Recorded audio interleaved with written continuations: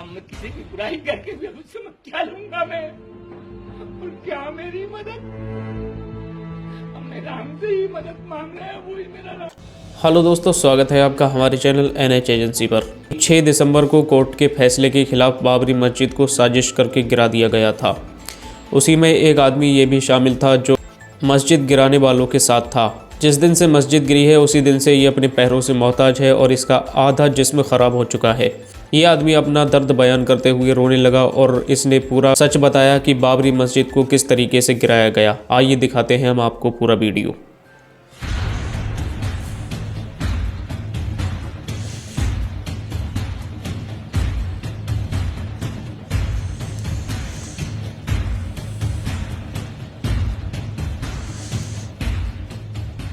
हम किसी की बुराई करके भी उससे मैं क्या लूंगा मैं, और क्या मेरी मदद, हमने राम से ही मदद मांग रहा है, वो ही मेरा राम पूरा कर रहा है।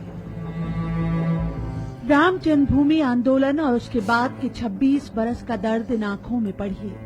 भोपाल के नजदीक सुआखेड़ा गांव में रहने वाला एक कार सेवक कि जिसकी कोठरी के बाहर बाबरी विध्वंस के बाद के बरसों में सियासतें भी बदली, राजनेता भी।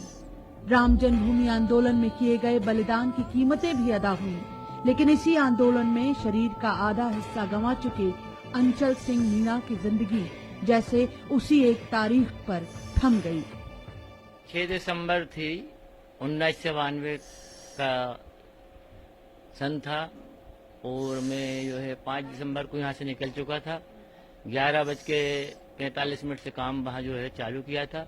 मैं पीछे जो मलमा पड़ा था उस मलमे पे से गुम्बज पे चढ़ के थोड़ा जो भी मैं कार्य करता था वो तो अस्वेर से जो अपनी वहाँ की जनता भी लगी हुई थी।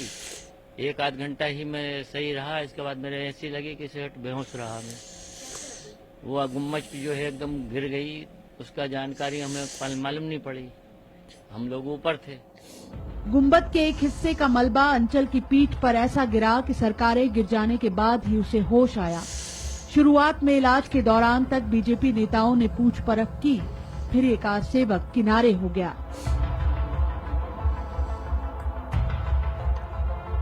अंचल का अफसोस बस इतना कि बलिदान का हासिल क्या हुआ। 30 बरस की उम्र में अपाहिज हुए अंचल ने पिछले 26 साल जमीन पर घिसक कर गुजारे हैं। सिर से लेकर पैर तक जिस्म के हर हिस्से पर जख्म हैं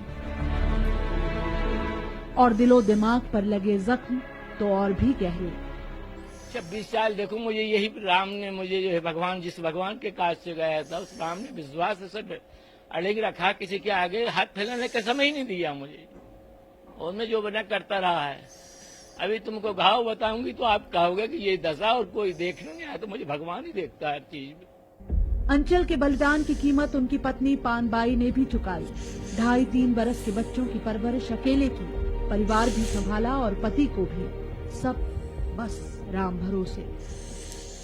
अब उनके तो शरीर गए सर, अब दोबारा तो अब आगा नहीं, मेरा जीवन ही बेकार हो गया। अब काय हुई जब जानू मेरे मोड़ मोड़ी अवेर देव जी कुआर आ गए, कभी आज सगाई कर दिए। भगवान तो करेगा पूरा, अब करेंगे जब तो अपन खाऊंगा, कहाँ से खाऊंगा। जिस जत्थे में अंचल और उन जैसे कार सेवक अयोध्या गए थे, बजरंग दल के उस जत्थे की अगुवाई कर रहे राजेंद्र गुप्ता मंजूर करते हैं कि वो जुनून था और उस जुनून में कईयों को सत्ता मिली और कई साथ और सहानुभूति के लिए भी तरसते रह गए। हमें तो उस समय जुनून था कि बाबर रूपी कलंक मिटाना है, तो हम जैसे कार्यकर्ता और अचल जैसे कार्यकर्ता बगैर सोचे समझे अयोध्या पहुंच गए। जिनका उद्देश्य था कि कलंक मिटाना है वो गुमनाम हो गए। जिनको ये सोचना था कि हम इतना बड़ा वो करके आए हैं, विश्व हिंदू परिषद या अन्य संगठन हमें कुछ सही जगह मुकाम पहुंचा के, ऐसे बहुत कार्यकर्ता है नहीं पहुंच पाए। तो जब धर्म संसद के साथ फिर एक बार राम मंदिर देश की राजनीति के केंद्र में आ रहा है, सियासी दल फिर अयोध्या का रुख कर रहे हैं, तब अंचल के दर्द का टीस में बदल जाना लाजमी है कि फिर कोई अंचल सियासत का मोहरा तो नहीं बन रहा। भोपाल से शिफाली, न्यूज़ 18 मध्य प्रदेश। देखा आपने किस तरीके से नेताओं के बहकावे में आकर के इस अंचल ने अपनी ज़िंदगी को ख़राब कर लिया। इन लोगों के अंदर बाबरी मस्जिद के खिलाफ इतनी नफ़रत भर दी गई थी कि ये जुनून में पागल हो गए थे और बाबरी मस्जिद को गिराने के लिए बेताब थे। लेकिन ऐसे कई लोग हैं इनकी ज़िंदगी तभी से ख़राब है जब वो मस्जिद को गिराकर आए थे। आप इस पर क्या कहना चाहेंगे कमेंट में ज़रूर बताएं। चैनल पर नए हैं तो चैनल को सब्सक्राइब ज़रूर करें।